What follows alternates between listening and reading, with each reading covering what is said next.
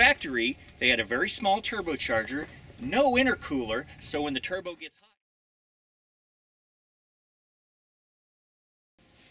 Hey, this is Brandon from Budget Boostin'. Today we're going to talk about replacing the slave cylinder in your car. Now the purpose of this part is in a manual transmission, a stick shift. This right here compresses and contracts and pushes in your clutch fork, which thus engages your clutch, which engages your gears. So sometimes this goes bad. I've had these go bad quite a bit because my clutch fork has had a lot of wobble, and this can't handle much wobble without this bearing just literally exploding on you. So sometimes you have to replace it. Sometimes the internal seal, because this is ran by your master slave cylinder by it's just by a hydraulic and brake fluid, which pushes this out. And sometimes the rubber seal that pushes this little I don't know what you want to call it, but pushes that out goes bad, and you just got to replace it. It's not too bad of a part to replace, but it is important if it goes out to replace it because you won't have a clutch and you have to creatively get home. So we're going to crawl under the car. I've already got it jacked up and on stands, and then we'll show you exactly how to replace this.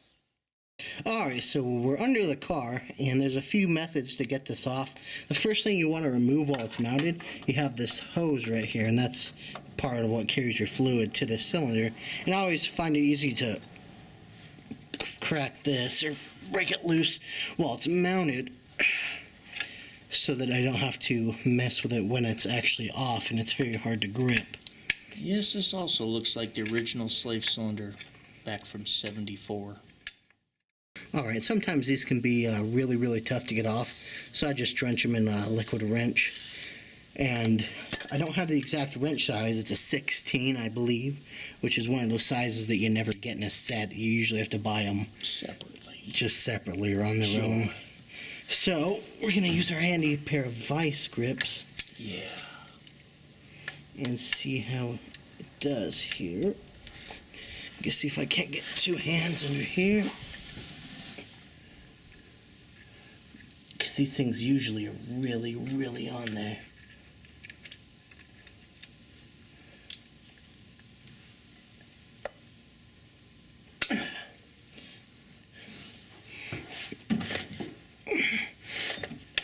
There we go. Broke loose. And now after it breaks loose, you got to remove your vice grips, which I put on there incredibly tight. And now since that's loose, you can't loosen this all the way off because this will just spin. So I just leave it broken like that. And then I take the two bolts that hold it to the transmission, and so I get my socket set out. My guess is this is probably going to be a 14. So it tends to be a 14, maybe a 15. Let's find out. That's a 14. Okay. So you can do this with a normal wrench. However, I find it much pleasanter to do it with an impact wrench, so that all the work's done for me. So let's do that. You got to make sure you're on these real snug if you're using an impact. And it'll make short work of it. That was easy. And I might have to go and grab an extension for this one. Actually, I might have to do it by hand. Well, Definitely see the difference. yeah, so I'll go grab an extension.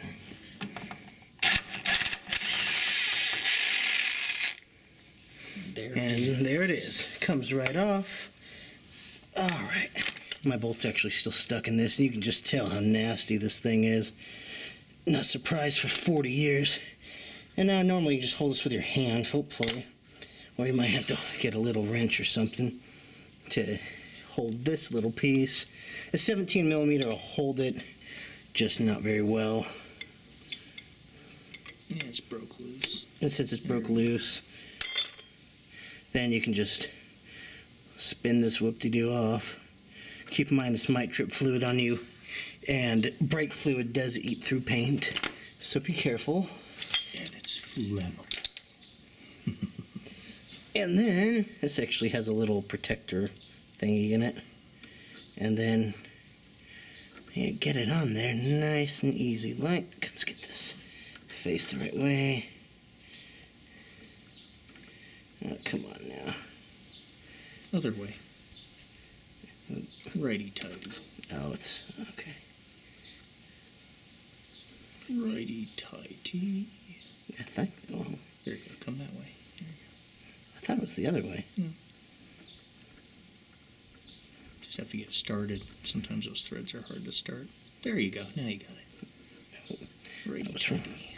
Yeah, I guess it helps if you go the right way. Lefty-loosey, righty-tighty. So I put it on as tight as I can get with it just on here.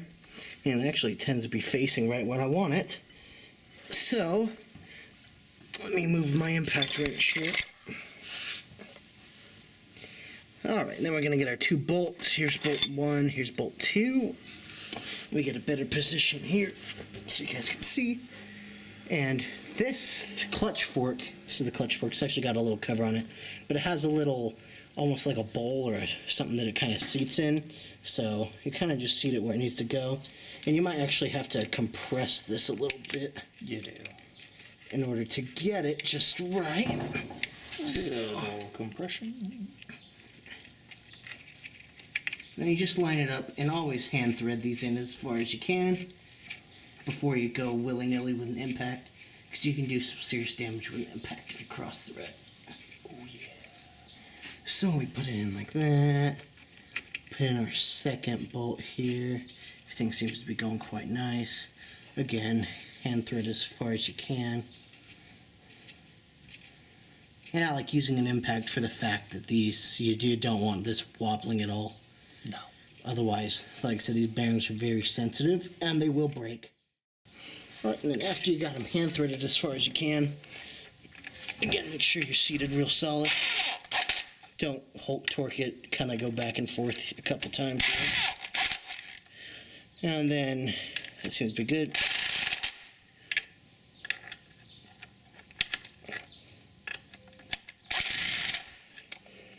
Then you can check, but this should be absolutely solid. Now, I actually left these loose on one of my cars once, and it actually ended up destroying the master slave cylinder on top. So, a word to the wise, you really want to crank these down. Let's see here, as best you can. And here in a second, I won't show you guys, but I'll go on there with a pair of vice grips and really make sure that's tight. And normally you'll have to bleed the slave cylinder. I will cover that next week. It has to do with this bleeder and getting all the air out of your system, but that's a different video. So as far as this goes, you're pretty much done. Alright, thanks for watching our video on how to change your slave cylinder. Very important to do. If you like the video, like us on Facebook. There'll be like links here and here somewhere on the screen. Like us on YouTube, subscribe to our channel. You can go to our website. It's www.budgetboosting.com. You can see all our videos there and some other stuff. And we also will have window stickers here probably in about 2 or 3 weeks. And they'll be on eBay now for buy now auctions for $20. And remember, knowledge is power. It's horsepower. And I'll just push in. I'm trying to do this without. And there we go. And you can see a little bit starting to leak out from there. That's good. That means it's got brake fluid and pressure all the way through it.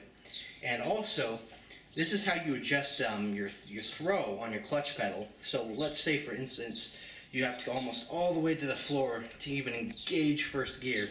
That means you're too far screwed in. Now, if your engagement point's way too high, you can, that would mean it's way too far this way. It'd be way too far out.